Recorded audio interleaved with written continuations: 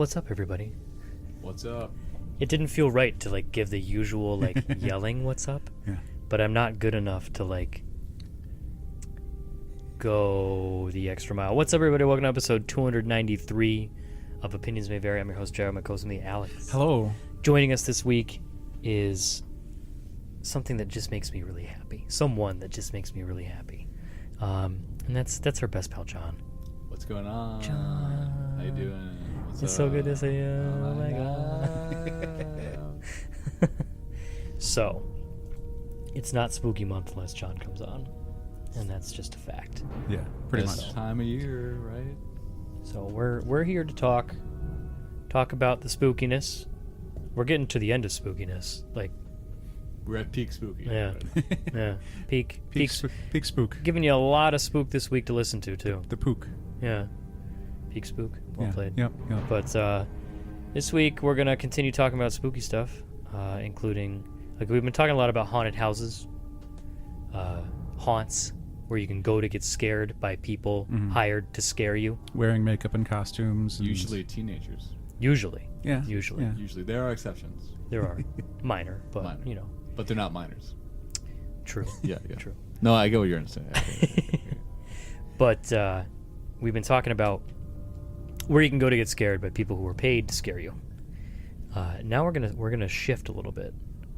We're gonna do a little bit of a shifty, and we're gonna talk about like where you can go. I can't drive stick though. Exactly. I am scared. Where it's intimidating, especially when you get your first hill, Yeah. because then And then you stop. yeah, it's where you use the e-brake. Yep. There's no shame in e-braking it.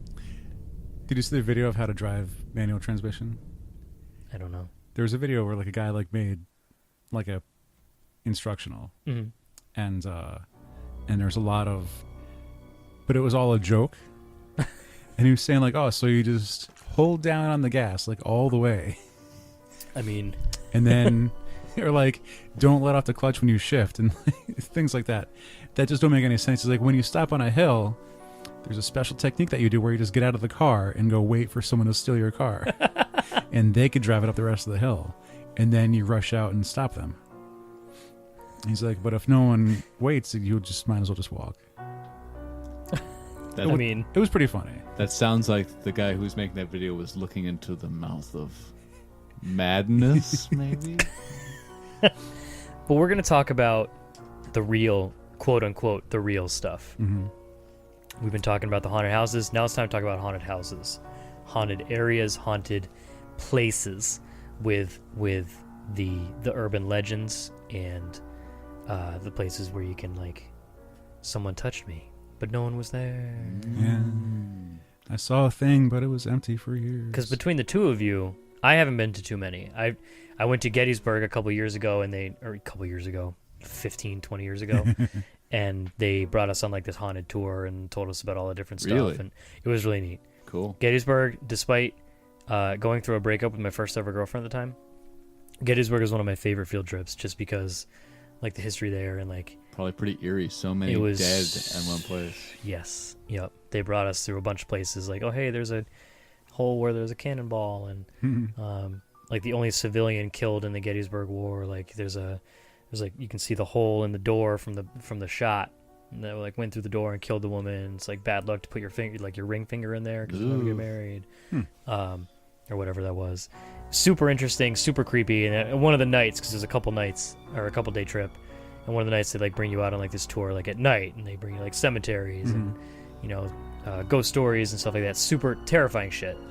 But between you guys, it seems like you guys have a lot more experience with it, and at least have more stories than I do. I did one of the nighttime tours at Salem, which was neat because we had a good tour guide. They have like the historical tour, but then they have the haunted tour, Mm-hmm. and that was fun. Like allegedly there's like ghost people who were hung or something. Yeah, well, like there's one like he pointed out a house, and like if you take pictures of the second floor, you could see someone on the second floor sometimes. Mm-hmm. And then he had said like our tour guide was saying he's like somewhat clairvoyant, where like his power is that the ghost can see him. Okay. Because usually ghosts don't recognize living people; they just don't exist to them. That brings up a good segue into there is a story which is made into a movie called From Beyond, which was Stuart Gordon. I think his name is Stuart Gordon, where it's H.P. Lovecraft inspired, where like this guy made a machine called the Resonator, and like he turned it on, and then you can now see what's always around you, but then now these things can now see you. Oh, So it gets pretty fucked up. that's terrifying. Yes, it is. It's scary. That's scary. That's really scary. But I was telling a friend about like our month and our episodes and what we try to talk about. And in past years, you were on, and John was telling us about like Disney World and all the haunted stuff that goes on there. Oh yeah, yo, Like- that stuff was straight up terrifying. And there was some kind of apparition that walks directly through a gate. And Oh yeah, we watched that video. And it was yeah. like very clear. Like And- it was almost like a movie effect, but it was a security. and you camera. have to say good morning and good night to one of the rides because there's a ghost in the ride. Yeah, Right. he was like an Yeah. engineer or something. Yeah, like that. yeah. So I was like, we try to hit all bases. And when we were starting this month of Spooky, I was looking up like, well, what's our home state is essentially Connecticut, and I was like, what's the most haunted stuff in our state? I wasn't too sure about Connecticut, honestly. Although we're the One of the original 13 colonies. so we're pretty old. Yeah. Pretty old. Yeah. Yeah. I mean, what? Plenty of time to come up with some stories. Yeah, some dead folks about the Nutmeg State. I mean, there's a lot of Indians before us, Hmm. but for the entire country. Yeah. But as far as like new, American legends. what was the term I was looking for? Settlers. Not the one I was using. The new. As far as like new settlers coming in, like we were one of the original set. Hmm. And one of the ones that always comes up like in the top 5 for Connecticut when you look up like what's the top 10 top 20 most haunted places in Connecticut, this place called Dudleytown always appears. I mean, with that name, it just sounds like there's a town of just dummies walking around. Like they're all named Dudley. Or just hundreds of people just smashing through tables at all times. Lots of table smash. There's just particle board tables littering the streets. There's so many D's. There's more Is there a than wrestler there's named more. Dudley? Am I not getting a reference? there's a family of them. There's the Dudley Boys, and their thing is they always put other wrestlers through tables. Yeah. It's like their thing. Tables are their bag. Can we just talk about the Dudley Boys now? If someone's giving you a Dudley, they're smashing you through a table. Or pooping on you. Well, maybe. they call it a 3D, John. Yeah. Diners, The drive-ins, and dives. Jesus Christ. Trip D. But they all, like every wrestler like has like a hometown that they hail from. Like Yeah. from Undertaker's from Death Valley, of course. Of course, Obviously. yes, Or yes. Truth and Consequences, Texas, or some shit. The Dudleys are always from Dudleyville. Okay. Yeah.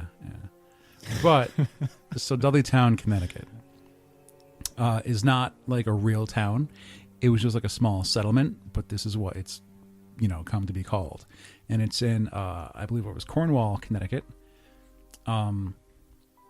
There's like one somewhat visible entrance where like you can go park your car like on the side of the road on a trail, Mm-hmm. but then there's also like a hiking trail on the other side of it, and that's part of the Mohawk Trail.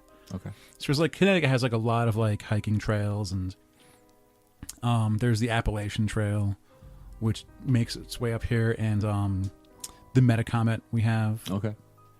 But like the Mohawk Trail like goes through part of it.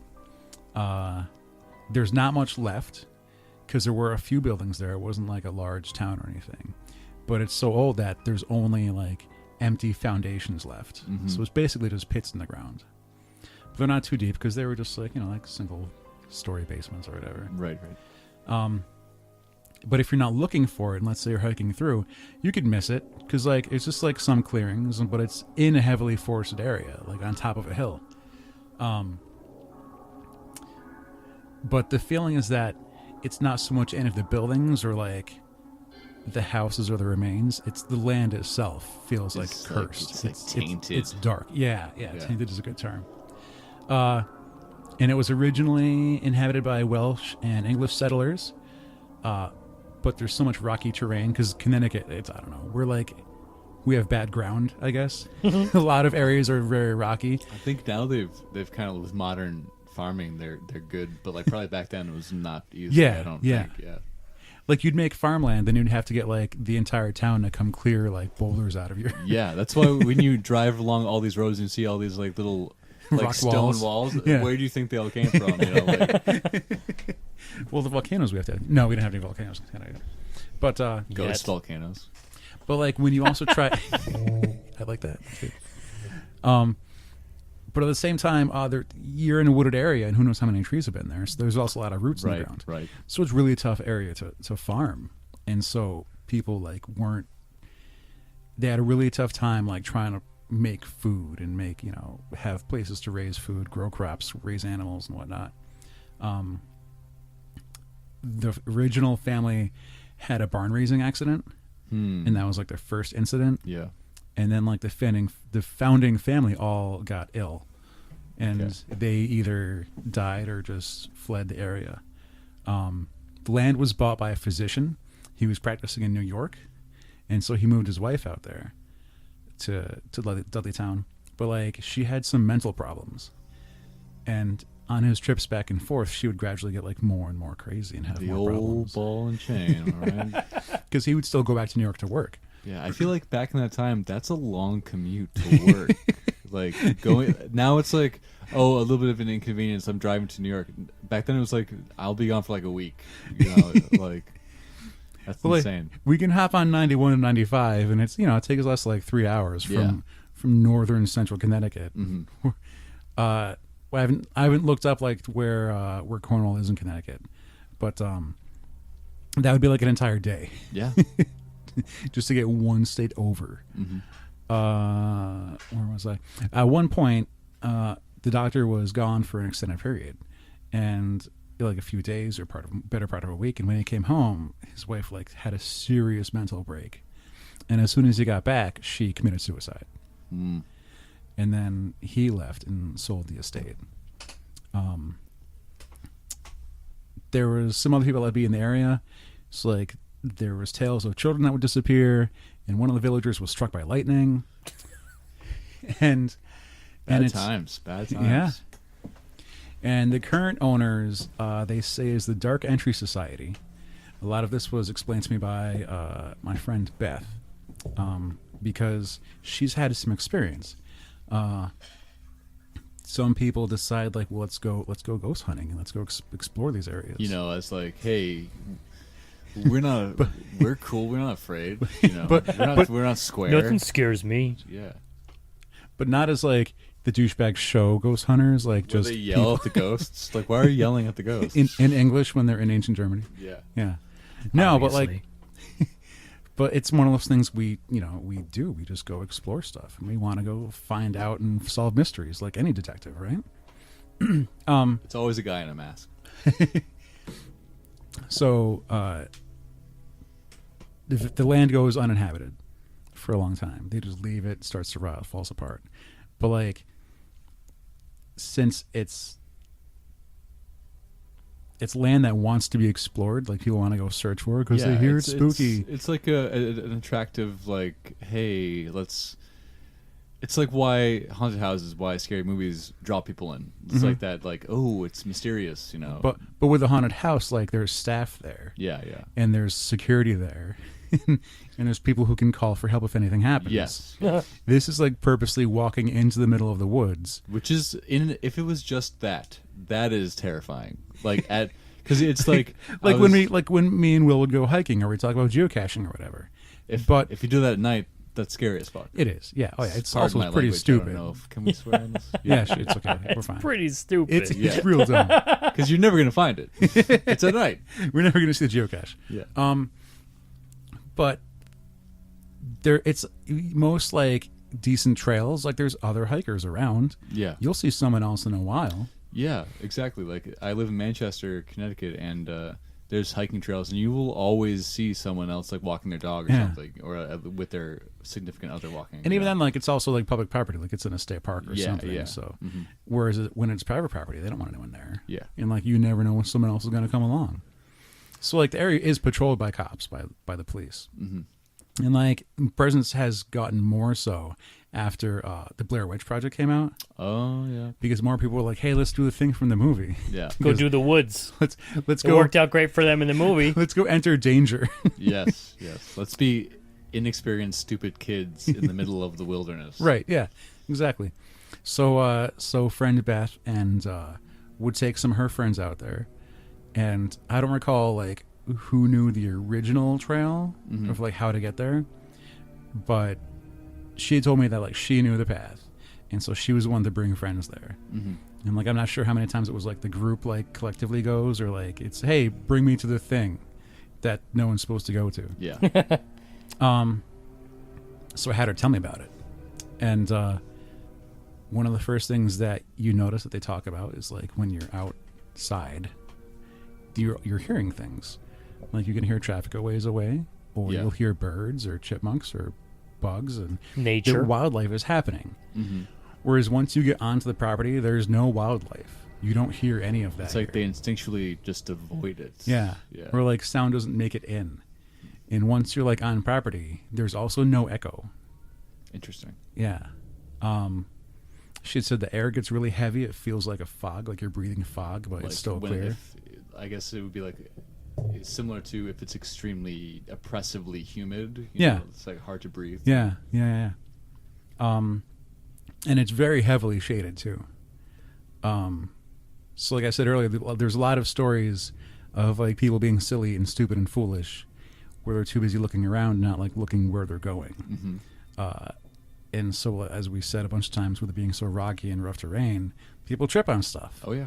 And, or, like I said, there's the old foundations there. So it's like, it's a hole in the ground that's maybe, the size of whatever the size house used to be, but it's the basement. And so they're like 4 or 5 feet deep. It's down. It's down, yeah. And if you're not paying attention, you'll trip and Down. you'll fall into it. And to the left. Back and to the left. Back Oh, sorry. and to the Damn left. it. And Alex and I only know that quote because of Botchamania. Yeah. I think it's right, actually. Back and to the right. Anyway. I thought it was to the left. Anyways. Tangent aside.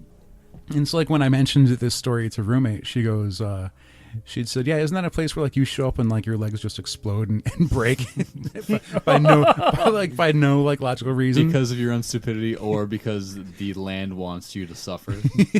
And it's because like people just trip. Yeah. But that's become the current urban legend. Your legs break because, you're just stupid and you trip on stuff.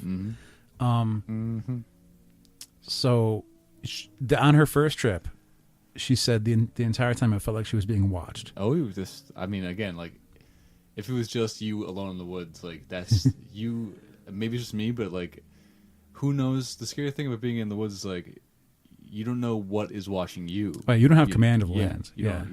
Because it's just all these obstacles, all these trees. You are not the boss. Yeah. Exactly.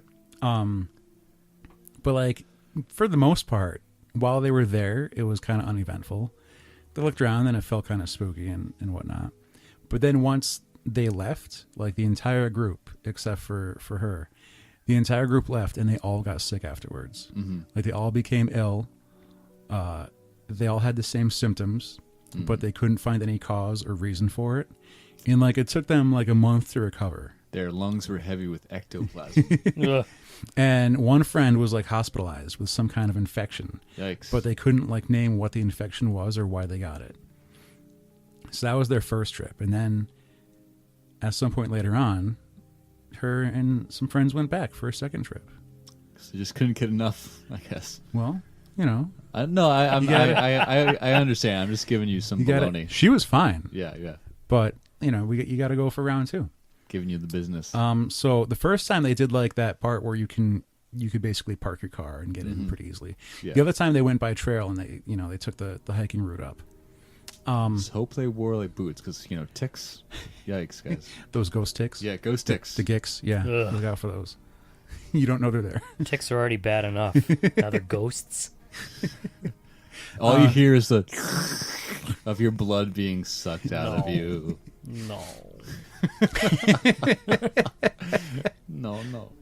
But it was late summer and like early fall, and it was about 60-ish out, so it's not too bad. It's decent weather. Yeah.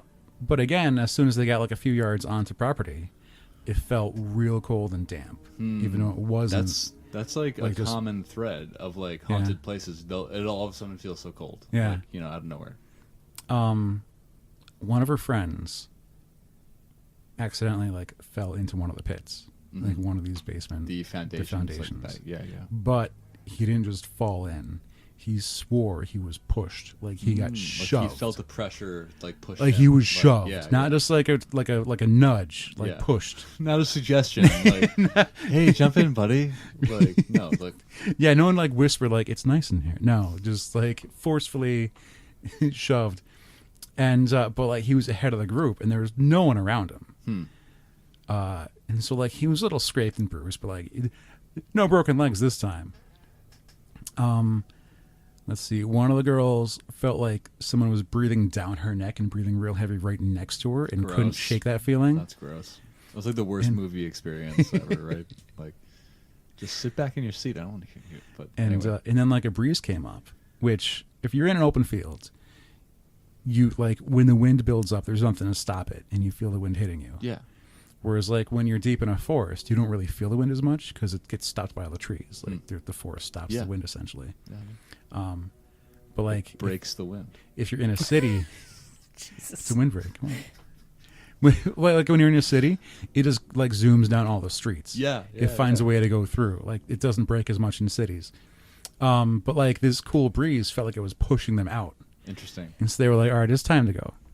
Like they got the hint. It was time to go well before that. And so they went back on the trail.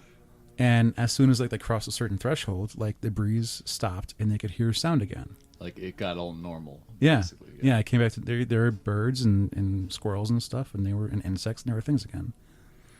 So from that point, between the wind and the friend feeling pushed and add on the people that got sick last time, she's like, I'm never going back. Yeah. I don't have any reason to tempt fate a third time. Yeah. So we're not doing the Chamber of Commerce of Dudleytown any favors by talking about this. Well, it's private property anyways. They don't It's a want ghost chamber. they of don't want you commerce. on it. Right, yeah. Ghost Chamber of Commerce. The Chamber of Commerce. Yeah. But I feel slightly privileged to have someone who has like firsthand knowledge of one of the most haunted places supposedly in America. Is there in your research you mentioned you were looking for places in Connecticut? A friend of mine from Simsbury said that there's I think I know where you're going. with like a this. restaurant. Oh no. I think. Interesting. Like I can't remember what or it was like a hotel, like a bed and breakfast. I can't remember, but there's like this big white house in Simsbury that's supposedly like real haunted. Interesting. I haven't heard of that. I've Yeah. heard of. I thought you were going to tell us about in Waterbury. There's an abandoned Christian theme park called Holy Land. Oh my god! So if you look up what those photos look like of this derelict theme park, it is creepy. Currently googling. I know when me and Will go hiking like between like Simsbury and Bloomfield, we'll see signs for Old Newgate Prison. Oof. I I'm used not to go su- hiking there with my dad. I'm not sure if that's what you're talking about. No, Okay. different thing. Ooh, there's a thing in Mansfield. I'll go to Mansfield for the flea market. Which is pretty terrifying. And haunted. With Why? good deals. I'm not seeing any Simsbury on You'll be on possessed my list by all here. the savings. Hmm. That Maybe was a they're stretch, maybe yeah. my friend from Simsbury is just full of shit. That's interesting. That's an interesting take. And I did find the Little People houses. It's neat. Like, just go like Google your state and like most haunted and see what comes up, and then see if anything's nearby. But then research the comments because things might have changed since then. Like, where'd it go again? I don't know. The Little People houses, the Little People's Village, like. Now, can I clarify? This is not a village meant for little people. No. Like, as in like people affected by dwarfism. No, this is like fairy village, like Okay, like pixie sized. They make the shoes. at night. Right. Yes. Yeah, like mythical gnomes from Yeah, yeah. from Irish or something. Yeah, Who can like? They're doctors for the deer who sprained his leg. yeah. Yeah. David the Gnome, yeah, stuff like that. Yes. Yo, Dave the Gnome. That's what's up. So there's one of those in Middlebury. There was like a small like collection of these tiny houses, and there was one rumor that like, oh, the ghosts of little people in his mind haunt the area, but it was basically like a guy who was like building these for his wife. If you've ever heard of like a fairy house, Yes. Yeah. Like you see sometimes like trees will be like someone fixes a little door at the bottom of the tree, like, oh, it's a little fairy thing. there's nature ones too. Yeah. Where like you just build like this little teepee of sticks Yeah. with a doorway in it, and then you like put stuff around it. Well, if you want to just really be creepy to the neighbors. But at the time of like the article was written, or like when the first research was done, there was like if there was like 10 or 20 houses, there's only 3 left. But if like you research it now and look for updated posts, then there's like none left because they get knocked down or vandalized or something. Mm-hmm. Which is like one of the reasons to try to keep people out of them, so they don't get hurt, or they don't like hurt themselves damaging stuff. The economic downturn really affected everyone. Like the housing market collapsed even for little people, you know. So It happens. John, let's because you had some experience recently too, right? Yes. With some spookiness. Are we talking about the? I don't even know. Oh, okay. Let's just talk about more spooky stuff. Okay, so I lived briefly over the summer in LA, and LA is like Just terrifying. is a it's got a lot of spooky stuff going on in it. But I actually drove past this one place that has quite a history.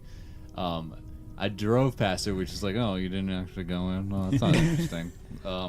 But they kind of are trying to rebrand themselves as like going away from this image of like seediness, or like it's a hotel. It's called the Cecil Hotel, and it's like on Skid Row in LA, and they've been open since like the 20s and been able to survive that long because of like their low prices. I'm not advertising for them. I'm not saying you should do this at all, because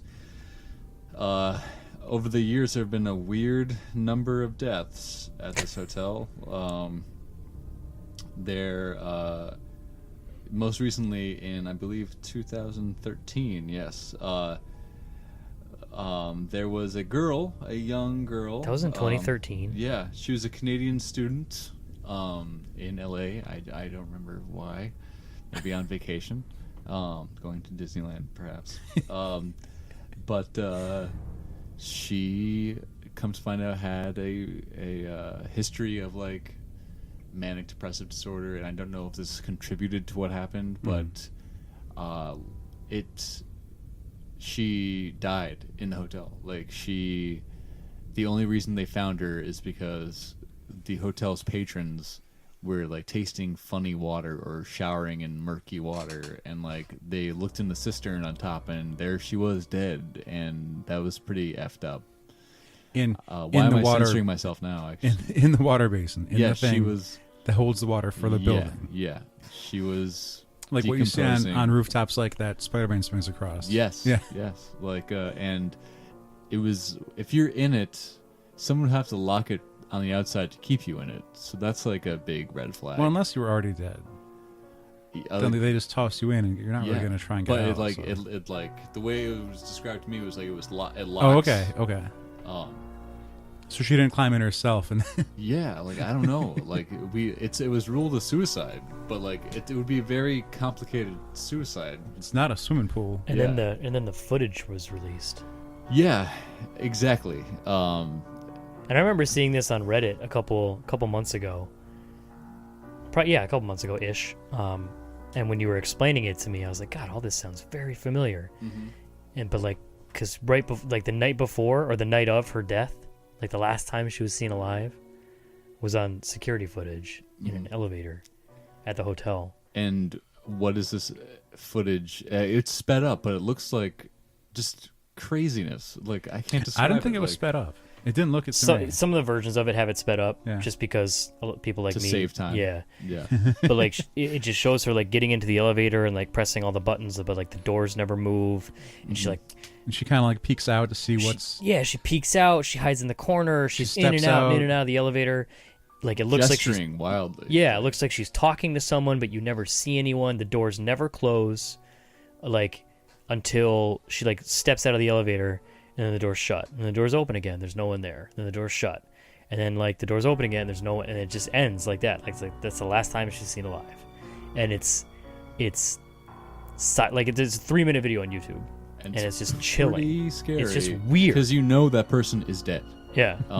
Like very soon after that video. Yeah, and there have been over the years more than 3 accounts of like I got a lot of my information from a podcast called Haunted Places, which I thought was very comprehensive, but also they've talked about this on a couple other like TV shows and stuff like that, and internet articles, but like the people jumping from the hotel, like just like why it's always there. Like they'll be like they get caught up into the power lines, and then they brought to the hospital, and then they die, or they jump in and they fall into like the light wells or something, and then they die like that. Or do you think any of that is just people trying to add to the legend?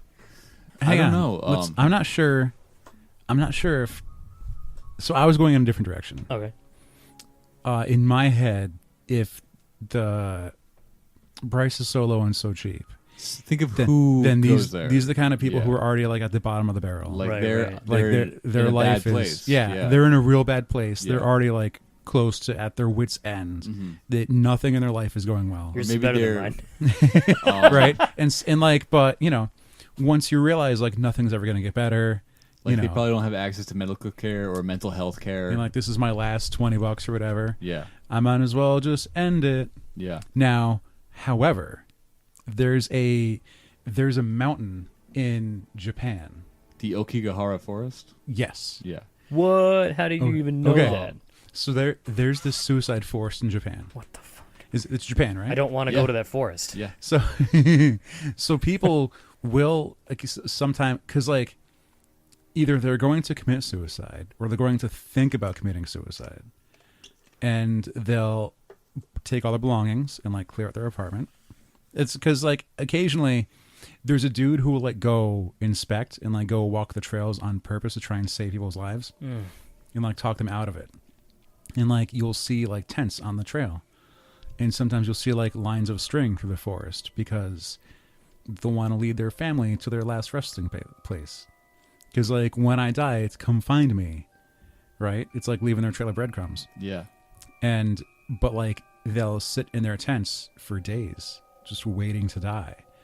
But Because they expect some sort of supernatural force to find them and kill them? well, a lot of it for them is hesitation. Of trying to work up the nerve to do it? Yeah, either if they should or shouldn't, Yeah. right? So sometimes they'll come back to their car and pack up and leave. Mm-hmm. And sometimes they'll never leave. Or someone, patrols the area and finds them and like talks them out of it or offers them, care or compassion or whatever they need.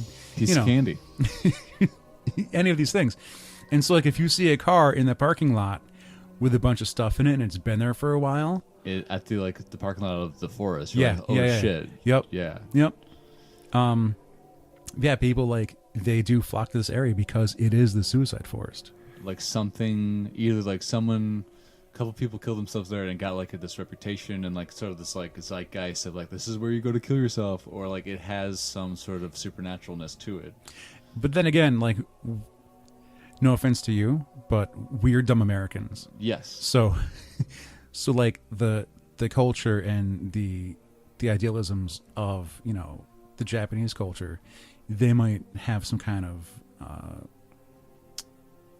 what's it called? Idiosyncrasies that we just don't really Like possess. Customs that we are unfamiliar with. Yeah. Where it would be like it would make more sense than it would be more common than us being like, So it's popular because we might just not get it. I forgot to mention probably the spookiest part of the Cecil, and then we can move on. I just remembered it. It makes you wonder how many deaths are in other hotels but like aren't reported. Yeah, like, how many road stop motels, like if you're a single, especially, I don't mean to sound sexist, but if you're a single woman, like going on a road trip, the interstate system is incredibly dangerous. But that's a whole nother story. But during I think it was the early 80s or late 70s when LA was possessed by a group of fear because there was a serial killer in the city called the Night Stalker. And his real name is Richard Ramirez. And first of all, he took terrible care of himself. So like he just, when he was like choking his victims, or whoever survived, they would describe like this smell from his mouth, this like halitosis, because he was a candy fiend but didn't take care of his teeth. But like he lived at the Cecil, and there was like this night where he just killed somebody, and like he was covered in blood, and since it's like this hotel of the destitute, and then no one cares, like you come and go as you please. Yeah. Like he was covered in blood, and he took off all of his clothes, except his underwear and socks, and he came into a side entrance, and he was walking up to his room where he was staying, and no one gave a second look, because why would they Right. care? Yeah. Like, and it's just like this. Well, you don't want to be a bother, John. Yeah. And you're probably wrapped up in your own people you're talking to who aren't there. If you're at living at the Cecil, you have a few screws loose. Yeah, it's just very strange how over the years it just seems to collect these deaths and fucked up stories. But yeah, really weird, really, really strange. We should go back, John. Let's visit. Let's stay there for a night and see what we find. I might stay there for a night if I don't know, if there was like not just me. No, let's live there for like a few months. And I don't want to live there. I don't want to live there. If I can survive one night, I'm like, all right, the sun's up. Let's get the fuck out of here. I just finished watching American Horror Story, Roanoke, which I believe is season 6. Yes. And like after watching Roanoke and then hearing the story about Dudleytown, like there's a lot of similarities like in there. Parallels of like settlers kind of. It just goes wrong somehow. And then like you were explaining about this hotel, which was I think the previous season. Yes. Which I think was season 5 was the hotel. And and they've covered let's see, the circus, the traveling freak show they've covered. The archetypes of like an asylum and like an asylum, a kill house or a murder house. A coven stuff of like witches, that. which is mostly a fun season because they were just kind of like bitchy to each other. Yeah. They do a good job. But I do enjoy like it is because so many myths and folklores like come from the old country. They come from Europe or like they're collected from other cultures. Whereas like they're doing a good job of like finding like the American versions. And it's always interesting to remember that like this country was settled by the Pilgrims, but like you have to understand what that like means and think of like what England was like. Probably pretty uptight at the time and like very Catholic or Church of the England or whatever you want to call it, and so these pilgrims looked at those people and thought they were too like they were like say if 1950s parents saw hippies and like, oh, look at those hippies over there, like they saw that repressed society and thought they weren't repressed enough. So that's what the Puritans were. And then they come to this country, and so you have religious fanatics founding a country, and of course they'll start turning on each other and accusing each other of witches if someone's like wrist shows, like because they were after kicking the Indians off the land. Yes, after being total hypocrites. But yeah, it's just creepy, very strange. But yeah. Oh, I wonder who like works at that hotel. Like, what kind of people like get jobs there? I don't know. I don't even want to know. Is it a rotating door? Do you have to like hire a temp agency a or high turnover rate? I would imagine. Or is there like one person that's been there for ages? Like, can you imagine just working like the night desk at the Cecil? Like, could you imagine like what you would see in a night? Like, can I have this room for an hour? Just right? Yeah, because it's on Skid Row. I mean, it's not a nice area. I get scared. I get scared of my own basement. Like, you have a scary basement. I do have a scary basement. And like, escapement. Escapement, exactly. But like, if I start my laundry too late on Sunday night, and then I got to throw it, like I hear the the washer stops, I got to throw it in the dryer at like 9 o'clock. That's a rough dryer switch. Yeah. Like You're not just gonna wait till the next day. oh, most of the clothes that are wet in the dryer in You the need washer. for Monday? Yeah, I need for work. Like it's I am a grown ass adult and I live in my own home, but my basement still scares me. Yeah. Just bring your dog with you. He hates the basement. And plus, like, getting him away from my wife, like, Oh yeah. if he could be in bed laying there with my wife or down in the basement with me, he's not going to pick me. I was explaining to a friend of mine that there's frequent times where I'll sound like a hypocrite, and I'm aware of it. I get it. I'm okay with that. We're only human. Because, like, I'll hear this story of Dudley Town, and I'll accept it. Like, maybe I don't need to experience it for myself. Yeah. But, like, I will trust other people's stories and, like, how they felt and what they have to say 'cause about it. in that moment, it's real for them. Yeah. Yeah. But at the same time, I'll be like, I don't know if it's true. Yeah.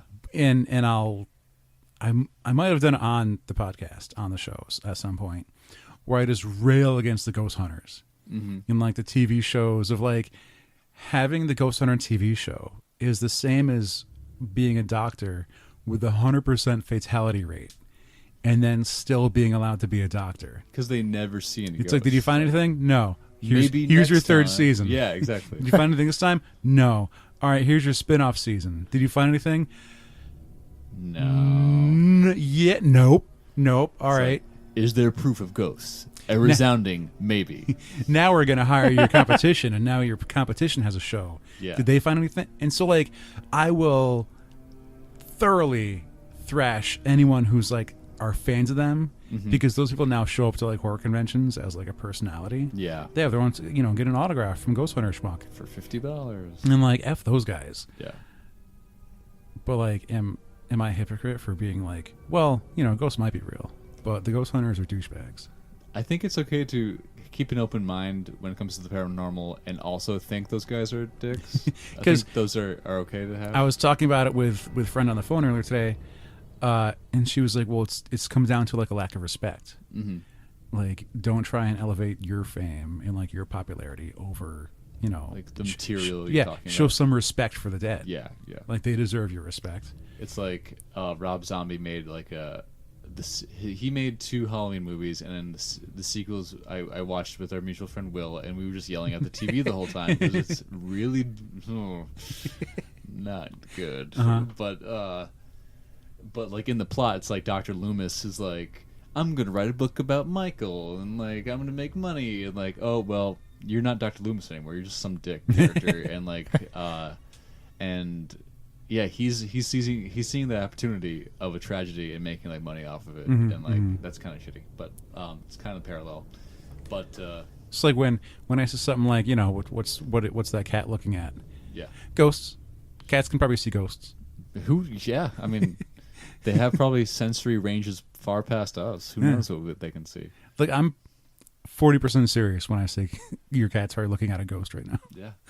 Or when kids are like, or when moms are like, "Oh, who are you talking to in the room there, Billy?" It's like, "I'm just talking to the man with no eyes, mommy." And Obviously.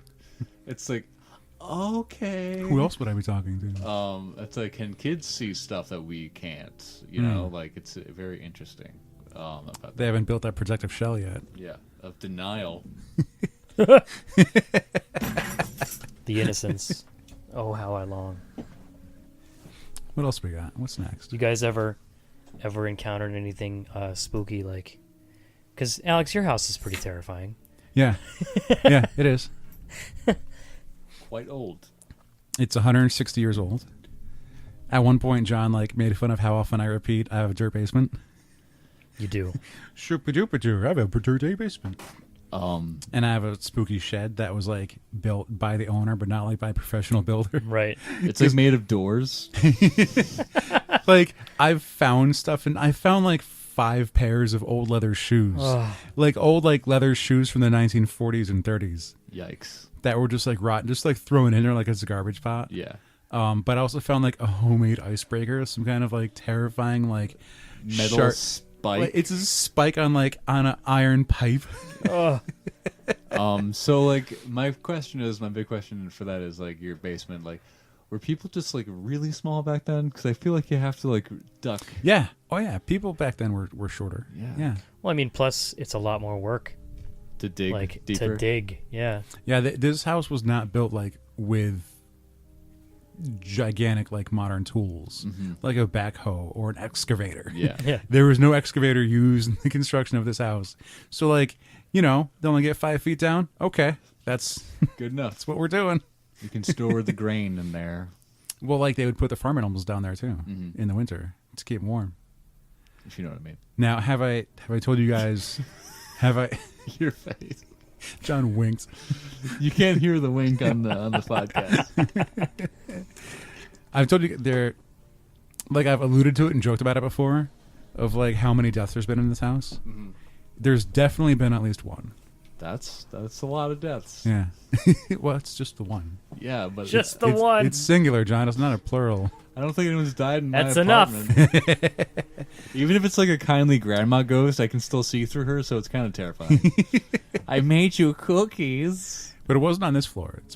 That's why I'm on the first floor. Okay. Yeah, I have it on the second floor. So. Well, if you guys don't have any other business, may I talk about my trip to Providence, Rhode Island? Were you going anywhere with that besides? The only thing that I ever had from in related to like haunted things. Oh yeah. Go. It's just it's super quick story, but it's always stuck with me, and it always, whenever I'm in that area, it always reminds me, because there's a street in Windsor Locks, where I grew up in Connecticut. I think it's West Street. Was it West Street? I think. It's a really annoying street because it's a very gradual hill, and to get to my best friend growing up, this guy Tim's house, I could either go up the steepest hill in Windsor Locks, North Street, or you could take West Street, like kind of like a way around. So like North Street is that's a hill, and it's a busy hill, and it's dangerous. So I always went around and went up West Street, and it's really annoying because it's a gradual hill on a bike. When you're a fat kid in middle school, it's awful. Anyways, growing up, I always heard about like there was always like a ghost on West Street, and like Is this the roll uphill thing? The rolling uphill? no, Okay. it was just some kid. It was Because there's some places where it's like if you park your car and like put it in neutral, right. it'll roll uphill. Terrifying. Yeah. No, thank you. Okay, so it's not that. Okay. Well, no, it was just the one ghost story from when I was a kid. Like Yeah. one kid who went to Windsor Locks saw a ghost in his backyard on West Street. So for like the longest time, if it was even remotely getting dark out, I would avoid the street in its entirety. I'm not even going near that street because like a kid saw like a glowing orb on his picnic table in his back. It scared the shit out of me when I was a kid. Shit. I will 100% buy into that. But anyways, that's my ghost story. Real interesting, I know. I had some real stuff happen in my street. I just remembered it because you were saying your story. There was a family that lived on my street in Enfield that was just very troubled, and they had a few deaths of their children. And it wasn't the same time. Just one died from a car accident, and the other one, I guess, later on had some depression or what have you.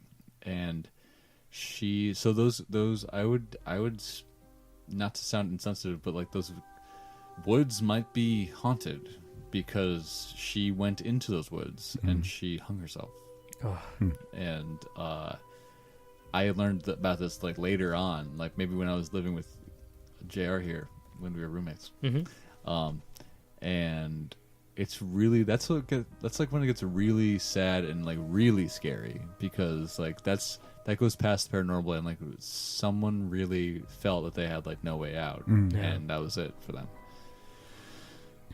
So yeah. Beth that told me that story. She has like a long history of working with the dead because her family were caretakers for a cemetery that they lived near. So like starting with her great grandmother, I believe, and then like through generation, like they all passed it down, and like even like she was like mowing lawns on the cemetery. She had a few more stories. Yeah. But like when we travel now, sometimes when we be together and like travel around, like we'll go like make a pit stop at different cemeteries and see like if they're getting taken care of well enough. It's kind of nice in a way. Yeah, but like, you know, was a certain level where like she would see something and mention it for the first time, and then her family starts telling her all these stories that never got talked about before, and the grandmother just goes, "Oh, don't worry, they won't hurt you." Like what? What? Well, it's like in The Shining, you know, one of the greatest horror films of all time. The old man's like talking to the kid because they can both see ghosts. They got the shine. You got the shine on you. But he says like, it's like when you burn toast or something in the kitchen. Like the toast itself is gone, but you still smell it, and that's kind of like what a ghost is. Okay. It's just like the impression of something that once was. Uh-huh. At least to that old man's character, that's at least what he believes. Mm-hmm. You know, you could believe something else, like, oh, it's actually their spirit or whatever. Mm-hmm. You ever read The Shining? I started to. It's one of my, and it's ruined for me because I enjoyed the book so much, and I'd never seen the film. I'd only seen like the parts that everyone else has seen. Mm-hmm. When I finally did see the movie, I was kind of bummed. I was like, I didn't like that compared to the book. Really? Because I loved the book. I know it's quite different. There's like there's some scenes that are cut out. Like I think due to the technology of the time, they couldn't probably do like. I think there's a scene where the topiary comes to life. It's an intense book, Yeah. and like the book really, what I really liked about it, it showed Jack going like crazy and like fighting it, but like in the movie, it's like. Jack Nicholson. It's like pretty much, snap, and then he's Yeah, yeah. insane. Uh-huh. Like it was very abrupt for me, and it's classic case. Oh, the book was better, but Well, King himself didn't like the movie. right. He thought yeah, Kubrick shot it the wrong way. Yeah, I mean it's I'm not gonna. Like I understand like Stephen King's like criticisms because you know it's his baby. Right. Yeah. But like Kubrick is kind of the shit. So, especially when it comes to shooting. yeah. You know, like it wasn't shot the right way. Well, I mean he's one of the legends. He just like he just lifts up. My friend Oscar here thinks it was Yeah, shot it's just real weird. good. It's just really weird. I don't know. I'm gonna put him back down. Okay. But John, tell us when we got a couple minutes here at the end. What do you got there? You got the things. Me and my special friend, my boyfriend and I went to Providence, Rhode Island. It's like, oh, that doesn't sound very scary at all. Like, but it was the home for most of his life of H.P. Lovecraft, and he, if you don't know, was pretty weird in real life. Like Yeah. he very sheltered. Like he didn't really go out much, and like he never really like he wasn't out of shape. He just ate terribly. Like, but he didn't eat. I like, feel you. he didn't he didn't eat a lot of it. Like for dinner, like maybe he'd have like a slice of cake, but that's all he would eat. Like, Nothing wrong with that. Okay, you know, I'm not gonna shame you guys, but he was in terrible health and terrible shape because he didn't get any nutrients. But for some reason, like he had this like, I don't know, like maybe this embedded fear of like sea creatures, because a lot of his most famous monster is described like this. I'm holding a book called Tales of Love of H.P. Lovecraft, and it's all of his like greatest hits basically. And on the cover is what we think of as Cthulhu to look like, with the octopus head and the wings and everything. Mm-hmm. But when you read his description, it just says an equal parts of a dragon, an octopus, and like a demon or something. So he doesn't describe it. I mean, Cthulhu could look like that, or maybe he could look like something else. Right. But Wait, so Looks like madness. Who the hell was the first person to come up with that image? What the? it must have been an artist's interpretation. Brett Kelly. The art mercenary. Because now it's become so common. Like this is what we think of as Yeah. Cthulhu's image. But we're not going to know what HP's like original picture in his head was. Yeah, unless there's like Unless he has a addition- drawing of it somewhere. Yeah, Yeah, exactly. okay. So Oh man, that hurts so much. I'm sorry. That's really painful. So it's a really interesting town, and they really are trying to embrace him as like kind of one of their, because he is like a natural. He's like the son, one of their sons. Like is becoming like in his lifetime. kind of like Van Gogh, he wasn't very successful, but like posthumously, like we were talking about Stephen King, and like Stephen King wouldn't have a career because he was so so heavily influenced by H.P. Lovecraft. Like, just take the movie that's making millions of dollars right now at the movie theater, It. Like, the creature that it is an incredibly Lovecraftian monster. Like, this kind of, like, other-dimensional, disgusting monster who can take the form of whatever you fear, but, like, when you see his true form start to come out, he has all these claws and, like, teeth and crap, which is very Lovecraftian. And so there's no statue of him yet. They're trying to raise money for a statue, but they might have some trouble raising the funds because in addition to being very... talented writer, iconic. You know, he was best friends, at least pen pals, with Robert Howard. Robert Howard, who you're a big fan of because you love Conan. And he created Conan the Barbarian. Also, side note, please buy the Wonder Woman Conan crossover book. I bought the first 2 issues. They are amazing. Gail Simone writes.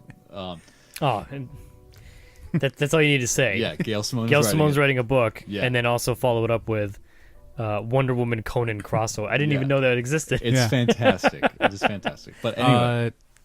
Robert E. Howard and Lovecraft, like, they were pen pals for a while. Yeah, and friends only through letter writing. They never met. Oh, no, never met. Well, Robert was always in Texas for, his solid 30 years before he committed suicide. And H.P. Lovecraft would never travel to Texas. He would never even get out of his house. There were a lot of shared themes between the two of them because they both have ideas of elder gods. Yes. And they both have a lot of, like, apostrophe names. Like, So, like, Ryleth. yeah, Ryleth and other things like that. Yeah. So, like, and they both had, like, eldritch horrors, whereas they weren't always common things in the Conan stories. Like, he might experience one because he encountered some horrible priest of Mitra. Yes. He might save a babe from being sacrificed to a tentacle god. Yes, yeah. And like, come on, babe, let's get out of here. Like, Then you got the Jewels of Gulwar back, and and Babe was happy. But the stories were primarily about Conan because Howard felt like Conan was like talking to him and telling him the stories while he was writing them. Whereas that's pretty badass. Yeah, whereas like Lovecraft stories, he didn't have really a singular character. No, but he kind of had places, and the most common theme were these elder gods. Yes, and a lot of these themes are with Conan stories and like H.P. Lovecraft stories are like a discovery of ancient civilizations that aren't actually real in real life, but like in the theme of the story is like we have forgotten about these, and the downfall of these civilizations is that they ended up worshiping these like awful entities like that's destroyed them, made them go crazy. And the reason why I was saying he might be problematic, the figure of H.P. Lovecraft himself, because he was very racist, and that's kind of like something you just have to like face head on when you're trying to like they say it right in the proposal to build his statue. It's like they are weighing the racism, but they're also weighing his contributions to fiction, and they're saying like, yes, he had that, and during the later on in his life he did like kind of recant a lot of that, but I think it is worth like he is worthy of a statue because of his contributions to fiction, which is interesting. And you could probably have the debate either way.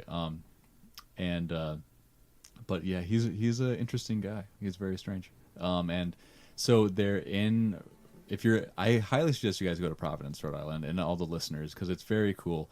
Because you can go to there's a place called the Arcade, which is like one of the nation's oldest. Not a video game arcade. It's like the original definition is like a promenade walk or something with like shops and stuff. And is it where you ambulate? Yes, you ambulate so much. you could get the consumption you ambulate so much. But there's a store. A friend of mine asked his wife on a first date by asking if she'd ambulate with him. Oh man, on the first date, yikes. But there's a store called Lovecraft Arts and Sciences, and it's like this really cool occult bookstore where they just sell horror fiction, fantasy, and they have all this like awesome art on the walls, and like you can buy like little like art prints of like Cthulhu or whatever, and like they have all these volumes of H.P. Lovecraft stuff, and you really have to pick the brain of the employee there, because like how do you choose which one? And I chose the ones with Mike Mignola art. And speaking of Mike Mignola, like another another person who wouldn't have a career without H.P. Lovecraft, because without Lovecraft, like, there would be no Hellboy. Would we There have be, Hellboy? Like, all of his stuff is so heavily influenced by those dread horrors from beyond the stars, or whatever you want to call them. And I did see, you said Eldritch, I did see a couple bumper stickers that said, "Keep Providence Eldritch." Huh. And so that was pretty fun. I've never seen or heard of Providence being like wanting to get known for this type of thing. I think it's maybe they're trying more, because you have these young people being passionate about it, and I think H.P. Lovecraft is being. People may know who Cthulhu is, but I think, and that makes them want to like learn more about him and like who created him, and like, I think H.P. Lovecraft is getting more and more into the mainstream, and I mean, the fact that there are 2 Hellboy movies and now a new one should, like, even Stranger Things, like a creature from another dimension, like with the ectoplasm. Demogorgon. Yes, the Demogorgon. Like that's Stranger Things 2 tomorrow. But like the movie The Mist, like all these things of like these awful creatures from another plane. Can we discuss the ending of The Mist for like a hot second? It's real fucked Is that up. the most bleak ending in the history of movies? Yeah. Oh yeah. Spoilers for The Mist, by the way. Do you know how it ends? No. It's fucking okay. Okay. So there's Set like up the scene. Hit me. Here. there's Set like up the scene. there's like this mist. I've never seen the movie. I've only seen the ending. I have seen the whole film. And it has the Punisher's Tom Jane. Tom Jane. Okay. And like I like him. He's right? great. There's a mist, and there's like He demons. ages very well. There's like monsters in it that kill people. So some base was a weather research base, Okay. quote unquote. I'm making air quotes, and I think one of their experiments fucked up real bad, and Right. like it ripped a hole in reality, and so a course. neighboring universe, it just happens to be the most horrific, toxic to humans, and like it's all these awful, awful things just flooding out and Okay. into like Maine. You know? Wait, now, if I were to watch this, am I going to be frustrated because all I see is mist? Probably. Is it like The Fog? Which one was Fog? Fog was Ghost Pirates, I think. Okay. But like it gets like they're all huddled up in like a store or Yeah, something like grocery that. store. Yeah, It's And almost they- like a stage play. it's down to like 4 of them. Okay. It's It's him Tom and his Jane, kid, his kid, his wife, and his dad. I think, maybe or something like that. I can't remember. Yeah. But like they get into a car and they're making their way out. And they're in the mid. Oh fuck, we're out of gas. Then they see up above their heads. They've seen some monsters, but then they see like literally their car is jumping in the vibrations of its steps. It's like a 4-legged, like skyscraper-sized, horrible tentacle crab clawed thing. Yeah. And you could see this like in detail? Or? Well, you can see enough of it. You can see Okay. the tendrils. Like Pacific Rim. Does it look Yeah. awesome? It looks really awesome. Okay. Tell me and- more about the monster. And so that like breaks their will and their hope, basically. Yeah. And like he has a gun and he has 3 bullets. So he mercy kills everyone in the car. Uh-huh. Like he shoots his wife, shoots his dad or whoever it was, shoots his fucking kid. His like kid. Yeah. Because like you can hear like the monster coming up Well, he's behind doing him. them a favor now. Exactly. They're in the mist. There's like rumblings coming up behind him. Oh my god, we're about to die. Yeah. And he's like, okay, there's no bullets left. I'm fucked. Whatever. We're all gonna die. Right. Oh, it's the army. Everything's fine. Everything's great. And the they army's have here. flamethrowers burning all of the awful creatures, and like, and they're all just like saving the day with flamethrowers, and like, they have these giant spiders called white widowers, and they're everything about them is dangerous. The web that they spin out of them, if it just brushes you, you erupt in boils, and it just bursts open your blood, and like, oh my god, it's Yep. incredible. But See, then I think I heard of this movie, and I was thinking of The Fog and being like, oh, it's going to be Right. boring. yep. It's going to be things that you can't see because it's in the fog. But it's like the army shows up. Everything's fine. The world is great. Everything's great again. So Oh, where's you- the giant monster You go? just murdered your. They probably just lit it on fire. You just But killed. it's a skyscraper tall. You just killed your kid. You killed your Family's your dead. family Yeah, like 3 seconds ago, yeah. and then it's just him So- like wailing in agony, and then the movie ends. Brought to you by the man who directed The Shawshank Redemption. Frank Darabont. Darabont. Yes.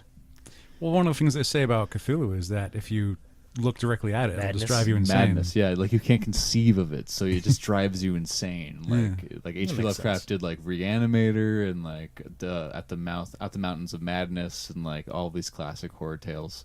The Innsmouth. Yes, The Shadow over Innsmouth, where like awful deep ones who are fish people have interbred with the populace, so they all look slightly fishy. That's disgusting. As you do. What was Dr. West's first name? Herbert. Jim West. Herbert. Oh. You guys weren't talking about Wild Wild West? No, I mean that's a great movie. I though. mean, skyscraper don't get tall me started. robot spider. I like that movie. It makes me laugh. It's stupid, and it makes me laugh. So you are the man of the what is it when they're like shackled by magnets? Like you're the master of the mechanical stuff. It's a pretty big spider you got there.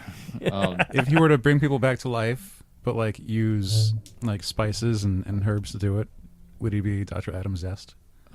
Adam Zest. Adam no, Zest. Herbert Zest. Herbert Zest. I messed up that joke. What about so Jim that Zest? movie is amazing. Don't watch the sequel. Just watch the first one. Oh, is it a sequel sequel to too? Wild Wild Don't- West? No, the sequel to Reanimator. Oh. I The thought only we reason were still on the mist. I was like, there's a mist sequel? All three of us were on different movies.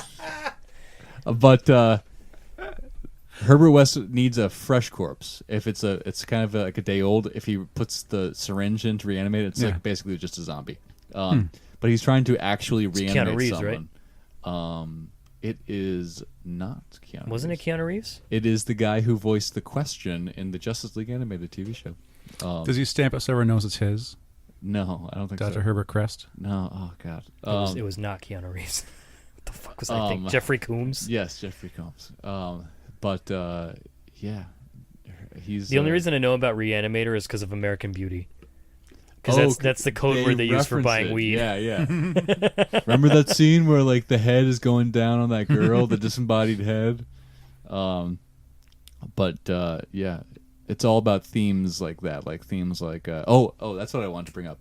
How Miskatonic University, where Herbert West is going to college, is in a fictional county in Massachusetts called Arkham County, and that's where the writers of the Batman comics got the idea for Arkham Asylum, because Herbert or H.P. Lovecraft's fiction deals with going mad, and madness, and themes of madness. So of course you'd call the sanitarium full of mad people Arkham Asylum. So pretty cool. When Will and I go geocaching, one time we found a traveling item. So like when you geocache, you could like leave something behind or take something with you, because sometimes there's like trinkets in there. Yeah. So one was a collection of keychains. Ooh. And Creepy. it was no. Maybe I was thinking like it's a collection of keychains from a serial killer's like trophies. He collects the keychains of his victims. No, these were all they had to all be college kids or people who had gone to college. Okay. Because it was a series of keychains, and like because you can go on this website and track. There's like tracker bugs, and like just like it's like a dog tag with the website on it, and then like that particular tag's like serial number or whatever, so then you can follow where it's gone. And so there was all these keychains of different colleges. So like Michigan State was on there, and like Florida was on there. Wow, Florida. Yeah, well, there's a whole thing, because then like when you finish geocache, you pick this one up, and then you have to bring it to a new geocache somewhere else. So it's been all over. It was like 10 different states at least. Wow, that's impressive. So me and Will find it, and we realize what it is and what we're supposed to do, and we both go, I didn't go to a college I'm proud of, and not one that I want to like buy a keychain You don't from. want to promote. No. So we acquired Miskatonic University. That's great. Keychain. That's great. And you can leave a note on the website when you move the tracker. So when we found a new place to put it, and that's when we we set it down to the new spot. We got a website to say it was moved, and Will typed out something like that was pretty witty, and it was something like we're not actually happy with our original like further education. Is that crazy? And so we left it there. So hopefully whoever got it next got the joke. But yeah. Anything else? Any other spooky stories before we sign off? This has me like legitimately terrified to drive home tonight. after I saw with Colin when we saw the new It. Mm-hmm. How about we end it with a quote by H.P. Lovecraft, which I just found. We can. And it's not just- racist. after I saw it, it's not racist. I'm just gonna preface that. Yeah. It's not racist. Yeah. I after we saw It, I was like getting home because like I have a deep backyard Mm-hmm. and like we have a floodlight that illuminates over the backyard, but like it leaves a good shadow in the back corner. That's creepy. Oh, You got the God. shed. You're just there. waiting to see a Yeah. balloon. Yeah, right below exactly, it. Yeah. exactly. It was creepy, but I'm about all spookied out. Yeah. That's a lot of spooky this week. Would you prefer watching It again or Tusk? It. Probably It. Okay. Tusk wasn't scary for me. Tusk was just fucked up. Okay. Tusk was just gross and weird and creepy. Whereas It, like it didn't. There was one instance where I jumped and like yelled, and it wasn't like a jump scare, but it was an abrupt like here's the thing. Mm-hmm. There were a couple parts in it that stuck with me as just plain creepy. Mm-hmm. I thought Skarsgård did a great job as Pennywise, That's a dynasty, that family. right? Yeah. But it was enjoyable, and I'm not a horror guy. I don't like it. I shamelessly hide my eyes. I will I was literally snuggling Colin, Aw. like straight up like on him, and I was wearing a hoodie, and like I had my hood like strategically placed like this so I could see like the bottom of like out the bottom, and like If you want to know what like this means, he looks it was like a over Sith my head. Lord. Yeah, I looked like a Sith Lord. Exactly. I am shameless in my terror. So, I'm not a Matt- scary movie guy. May I close us out? Yeah, with sign this- with us this out guy? with because until next time, Yes. this has been John. Thanks for coming on. Thank you for I missed having you. me. I missed you so I much. like playing around with you guys. And Nah, being all you spooky. I like playing around with you.